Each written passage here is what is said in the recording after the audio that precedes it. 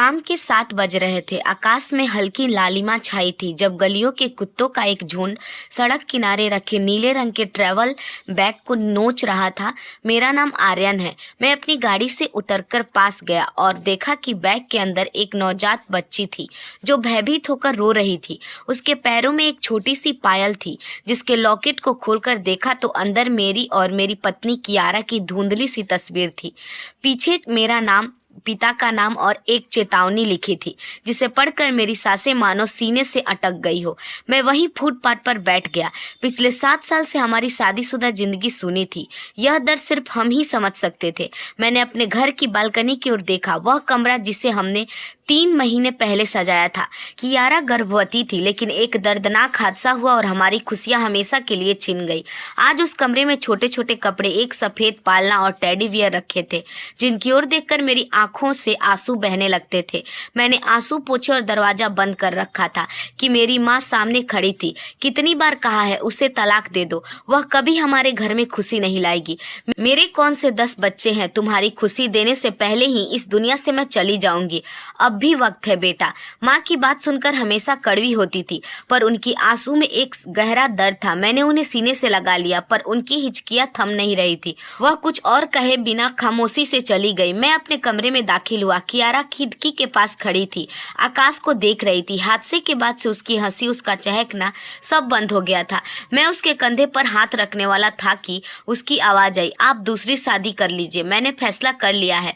उनका माँ का हक है कि वह बच्चों की हंसी सुने। मैंने उसका हाथ पकड़ लिया। बस चुप हो जाओ कियारा, तुम मेरे लिए सब कुछ हो। हमने बुरे वक्त में साथ रहने के लिए प्यार किया था। यह हमारा इम्तिहान है। हम दोबारा कोशिश करेंगे। ऊपर वाले ने खुशी छीनी नहीं, सिर्फ टाल दी है। 5 साल बाद खुशी मिली थी। आपको लगता है अब दोबारा आएगी? उसके सवाल में इतनी मायूसी थी कि एक पल के लिए मेरा दिल भी डूब गया। मायूसी ठीक नहीं है, मैंने कहा। ऊपर वाले पर भरोसा रखो। पर हमारे साथ ही ऐसा क्यों हुआ? हमने तो कभी किसी का बुरा नहीं किया। वह रो पड़ी। मैं उस सवाल का जवाब नहीं दे पाया, बस खामोशी से बिस्तर पर लेट गया। क्या सच में मैंने किसी के साथ बुरा नहीं किया था? यह सवाल रात भर मेरे जमीर को कुरेदता रहा। अगली सुबह मेरी नींद कमरे से आती धीमी आवाज से खुली। कियारा बिस्तर पर नहीं थी। मैं बालकनी तक गया। वह किसी को रो रो कर बात कर रही थी। खुदा के लिए यह सब मत करिए, मुझसे मेरी इतनी बड़ी खुशी मत छीन लिए। और क्या चाहिए? मेरा खून खौल उठा। माँ सही कहती थी, कियारा ने ही अपनी प्रेगनेंसी नहीं संभाली। मैं अंदर भागा, फोन छीना। दूसरी तरफ से कॉल कट चुकी थी। मैंने फोन जमीन पर फेंक दिया और दांत पीसकर बोला, सच बताओ कौन था? वह मेरी औलाद की कातिल तुम हो। नहीं आर्यन, आप गलत समझ रहे हैं, उसने मुझे देखते ही कहा। गलत नहीं, अब समझ आया। वह हादसा नहीं, सोची समझी साजिश थी। मैंने गुस्से से उसकी बाजू पकड़े और वह पीछे हटी। नहीं नहीं, और अचानक चक्कर खाकर जमीन पर गिर गई। उसकी ठंडी पड़ती देह देखकर मेरी जान हलक में आ गई। मैं फौरन उसे उठाकर बिस्तर पर लेटाया। पानी के छींटे मारे। होश आने पर उसकी आंखों से आंसू बह निकले। मैं उस वक्त कुछ नहीं कर सका और गुस्से से बाहर आ गया। मैं सीधा उस सजे हुए कमरे में गया। मुझे याद आया, मिस कैरेज के अगले दिन माँ ने कहा था तेरी बीबी कसूरवार है। मैंने आंखें देखा, हाल बताया। मैंने माँ पर बहुत चिल्लाया था। आज मुझे खुद पर गुस्सा आ रहा था।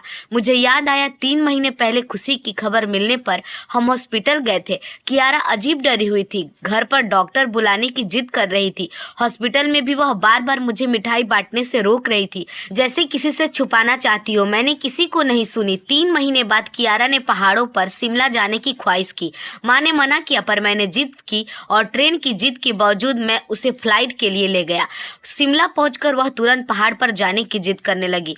मना करने पर ऊंची आवाज में झगड़ा किया। पहाड़ पर चढ़ते वक्त भी उसने मेरा हाथ झटक दिया और कहा, मुझे छोटी बच्ची मत समझो। और फिर वह फिसल गई और मेरा बच्चा चला गया। डॉक्टर ने कहा बहुत देर हो गई है। माँ ने सही कहा था, उसकी नीयत खराब थी और आज फोन पर रोना यह सब साजिश थी। गुस्से से मेरी नसें तन गई और मैं बिना कुछ कहे ऑफिस के लिए निकल गया। पूरा दिन यही सोचता रहा, कियारा ने मेरे साथ ऐसा क्यों किया। रात के 11 बज चुके थे। ऑफिस की लाइट बंद थी। मुझे माँ के लिए लगातार कॉल आ रहे थे, इसलिए मजबूरन घर के लिए निकला। गाड़ी स्टार्ट हुई, पर कुछ दूर जाकर इंजन गर्म होने से बंद हो गई। मैं गुस्से से उतरा, तभी दूर से बच्चों की रोने की आवाज और कुत्ते की भौंकने की आवाज आई। मुझे वही वही नीला ट्रैवल बैग दिखा। मेरा दिल जोर से धड़का। मैंने जूते फेंककर कुत्तों को भगाया। बैग खोला, अंदर सच में एक प्यारी बच्ची थी। उसकी टी शर्ट पर एक नोट था। उसका पहला शब्द मेरे नाम से शुरू हुआ था, आर्यन। यह आपकी खून है, यकीन ना हो तो डीएनए टेस्ट करवा लेना। संभाल लेना, आपका पुराना दोस्त जहीर। वह नाम नहीं, मेरी जिंदगी का एक छिपा हुआ हादसा था। मैं कांपते कदमों से बच्ची को उठाया और गाड़ी स्टार्ट की। इंजन शायद ठंडा हो चुका था। बच्ची मेरे सीने से चिपक कर सो गई। घर पहुंचकर मैं सीधा माँ के कमरे में गया। वह मुझे देखकर बोली, किसका बच्चा गोद में ले लिया तुमने? मुझे तुम्हारा खून चाहिए। मैंने बच्ची को बिस्तर पर लेटाया और उनका हाथ पकड़कर बोला, माँ यह मेरा ही खून है। माँ की आंखें फटी रह गई। क्या मतलब? मैंने 1 साल पहले पुराना राज खोलना शुरू किया। कनाडा में दोस्तों के साथ घूमते वक्त मेरी मुलाकात जहीर से हुई थी। उसने कहा था, प्लीज मेरी बीबी से शादी कर लो, उसे बाद में छोड़ देना, वह प्रेग्नेंट है। पर हमारे रिश्ते में दिक्कत है, समाज के सामने यह बच्चा नहीं आ सकता। मैंने मना किया, पर उसके पैर पकड़ने पर मैं पिघल गया। उस रात मैंने उससे शादी की और यह बात किसी को नहीं बताई। 2 दिन बाद मैं घर लौट आया। उसके बाद जहीर से कोई संपर्क नहीं हुआ। माँ ने सन्न होकर मुझे अगली सुबह मैं एक भरोसेमंद क्लिनिक गया और डीएनए टेस्ट के लिए सैंपल दिया। रिपोर्ट का इंतजार सबसे भयानक था। अगर यह बच्ची मेरी हुई तो कियारा निर्दोष थी और मैं अपराधी। 3 दिन बाद डॉक्टर के लिफाफे मेरे हाथ में दे दिया। मैंने हिम्मत नहीं की। डॉक्टर ने मुस्कुराकर कहा, बधाई हो, बच्चा आप ही का है। उस पल मेरे कानों में सिर्फ एक ही आवाज गूंजी, कियारा बेगुनाह है। मैं बेवजह उस पर शक कर रहा था। मैं शर्म और पछतावे से फूट फूट कर रोया। घर आकर मैं सीधा कियारा के पास गया और घुटनों के बल बैठकर सब कुछ बता दिया। कनाडा की गुप्त शादी, डीएनए टेस्ट और यह बच्ची। उसने मुझे देखा और बस इतना कहा, मुझे पता था तुम एक दिन समझोगे। उसकी आंखों से एक भी आंसू नहीं गिरा। मैंने माफी मांगी। उसने अपना हाथ नहीं खींचा, बस बोली, माफी बाद में, पहले इस बच्ची को अपनाओ। मैं आपको बताना चाहती हूँ, वह बोली, उस दिन मैं जिस अनजान शख्स से रो रही थी वह ब्लैकमेलर था। मेरे गर्भपात के बाद वह मुझे डरा रहा था। मैंने आपको इसलिए नहीं बताया कि आप परेशान होंगे। मेरी आंखें डगमगा गई और कियारा ने आगे कहा, माँ सिर्फ खून से नहीं होती, दिल से होती है। उसी समय दरवाजे की घंटी बजी। सामने जहीर खड़ा था, थका हुआ, आंखों में आंसू लिए। मैं जानता हूँ मुझे कोई हक नहीं। उसने सर झुका लिया। उसने बताया कि कनाडा में उसकी बीबी से रिश्ता पहले ही खत्म थे। उसने गुस्से और कमजोरी में मुझे शादी में घसीटा। बच्ची पैदा होने के बाद उसकी बीबी डिप्रेशन में चली गई थी। वह उस बच्ची को समाज के सामने नहीं ला सकते थे, इसलिए उसने बच्ची को उसके असली बाप के पास पहुंचाने का फैसला किया। जहीर ने कहा, मैंने तुम्हें इस्तेमाल किया। मैं भाग सकता था, पर मुझे पता था यह रास्ता मुझे यहीं वापस लाएगा। कियारा की आंखों से पहली बार आंसू गिरे। उसने कहा, गलत तुम नहीं, गलत शक था। अगर तुम मुझ पर भरोसा कर लेते तो शायद वह पहाड़, वह हादसा कुछ भी नहीं होता। जहीर चला गया। कियारा ने बच्ची को गोद में उठाया। नींद में ही बच्ची ने उसकी उंगली पकड़ ली। कियारा ने कहा, शायद ऊपर वाला हमें माँ बाप बनाना चाहता था, बस रास्ता गलत चुन लिया। अगले कुछ दिन घर में सन्नाटा था, पर माँ का व्यवहार बदल गया। एक दिन उन्होंने कियारा के सर पर हाथ रखा और कहा, बेटा मुझसे बहुत बड़ी गलती हुई है। सालों की कड़वाहट पिघल गई। हमने बच्ची का नाम अवनी रखा। समाज से मैंने बस इतना कहा कि यह बच्ची हमारी जिंदगी का हिस्सा है। कैसे आई यह हमारा अपना सच है।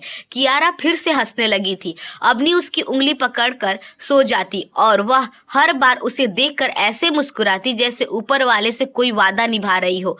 अब हमने तय किया था कि कोई शक, कोई डर, कोई पछतावा हमारी जिंदगी पर हावी नहीं होगी। अवनी हमारी जिंदगी का जवाब थी। हमने एक दूसरे पर भरोसा किया और टूटने के बाद भी जिंदगी को फिर से जोड़ लिया। अवनी की मासूम मुस्कान, कियारा की हिम्मत और मेरा प्यार एक नई शुरुआत की नींव बन गए। सच्चा परिवार वही है जो मुश्किलों में भी साथ खड़े रहे।